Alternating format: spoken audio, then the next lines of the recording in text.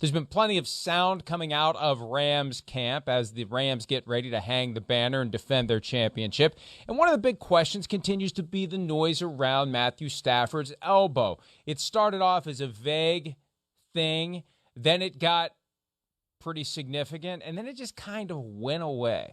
Let's hear both from Coach Sean McVay and Matthew Stafford himself as to where that elbow issue currently is as we get closer to Stafford having to play in a game that counts.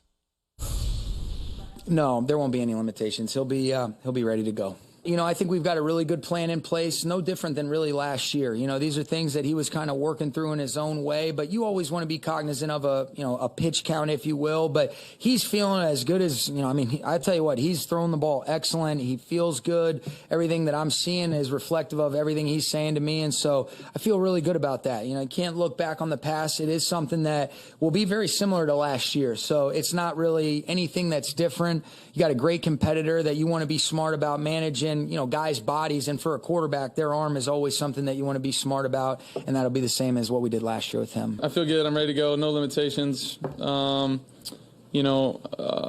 think there's, I don't know. I feel great. I'm ready to go play. Can always be better. Can always try to feel like I'm 21 again. I'll keep trying. But no, I feel really good. I feel like I can make every throw. I don't know what else you need to hear from me.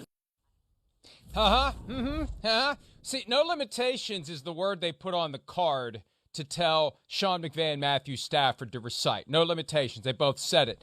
And then Stafford says, I still think I feel great. I'm not going to go down that path. It's basically what he was doing. I still think there's room for improvement. I'm fine. I still think there's, maybe need for surgery at some point, but I'm fine. We don't know what he was going to say. I'd love to know what he was going to say. He said at the end, I don't know what else you can hear from me at this point. How about finishing your thought that you self-edited? Seriously. He was going to say something there. Yeah, he's practicing. I don't think they're I don't think it's like you're talking about that drastic surgery, anything like that. But no, I know. But he held back. He definitely held back because I feel like he wanted to go, there's room for improvement. I could probably, as he referred to at the end, feel even better and feel like I'm 21 again. So he's on the search for that. But either way, it's become a non-story over the last 2 weeks. I think that's the positive thing. If it was really bothering, concerning, it would have got out of that building. You'd hear it from players, people that just got cut, whatever else. So I'm not worried about it. And he better be ready to go. You said it. The Bills are the team that everybody thinks are going to the Super Bowl. They're a team that's on a mission. They kind of showed that in the preseason. The defense is better. You don't have OBJ. Van Jefferson's hurt. Your running backs are just coming back from injury. There's a few new offensive linemen. Stafford going to have to be on his A game because I think you have the same feeling.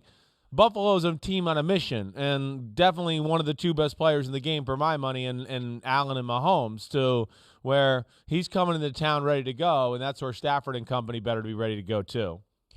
The fact that McVay said that the management of the elbow is going to be a lot like it was last year. We know last year they kept it all under wraps. Yeah, we didn't know about it. Yeah, I was surprised when I first saw that Stafford isn't throwing in the offseason. He had an injection in his elbow. They did a pretty good job of keeping anyone from realizing there was an issue, and I think they're back in that nothing to see here mode, because they don't want people to realize it is an issue. But I think they've said enough to acknowledge it's an issue. It's maybe not as serious as it was early in camp. And, Chris, you said it yourself at the time. They were dealing with a baseball injury. They didn't know what to do about it. They were searching for information and strategies for dealing with it, and apparently they found something, but it hasn't turned the clock back to when Matthew Stafford is 21. By the way, Matthew, you can keep looking all you want, but it ain't turning back to when you were 21. It's a question of coloring within the lines that you currently have, and that's what they're dealing with. But he's clearly got a lingering issue that they are clearly trying to downplay as best they can. It's not going to keep him from playing. McVay said, hey, if he's got to throw the ball 50 to 55 times against the Bills, so be it. He's out there and he's ready to go. But this isn't a week 1 concern. This is a week 12 concern. Right. This is a week 9 concern. Yeah. This is a when does it pop up and limit him during a practice week? When does it limit him potentially in a game? When does it limit the menu of throws that would be available to him as they plan to face the 49ers later in the year, or some other team where maybe they need Stafford to do a lot and maybe there's going to be some things he can't do or he's going to push a little bit too far? That's why I think this is still on the radar screen. We don't know how it's going to play out once he gets into the grind of the season. That's fair, for sure. I mean, I'm with you there in that conversation. It's probably the number one thing that scares me about Matthew Stafford in general anyways, is just the accumulation of getting his ass whooped for years on years on years on years in Detroit, and then having years like we saw last year. I mean, we know during the season last year, it was more than the elbow that they were dealing with there. There was ankle, there was elbow, I believe there was ribs, there might have been shoulder at one point. I mean, there was, I believe, a myriad, right? Big word for me on a Tuesday after Labor Day. Wow. Of reasons, right? Wow. Right. I don't know what happened there. That's downright Byzantine. I know. What? Look at me, all smart and crap over here. But yeah, I think there was a myriad of reasons that, or injuries last year that they were kind of keeping under wraps. And it is something I worry about with his age. Not that he's super old, but he's had to play a physical brand of football. Yeah, it's different than Josh Allen or Lamar Jackson. His was sitting in the pocket and getting killed in Detroit because they couldn't do anything other than him throwing it 40 times a game for 380 yards if they wanted to win. So that's where I worry about him long term. And to your point, in Week 7 and Week 8, some new offensive pieces on the offensive line. You know, all of those issues. The Mark team now.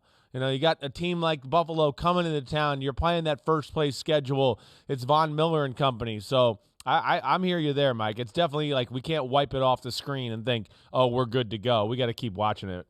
Hi, it's Mike Florio. Thanks for watching PFT on YouTube. Hit subscribe for the latest news and analysis from Pro Football Talk.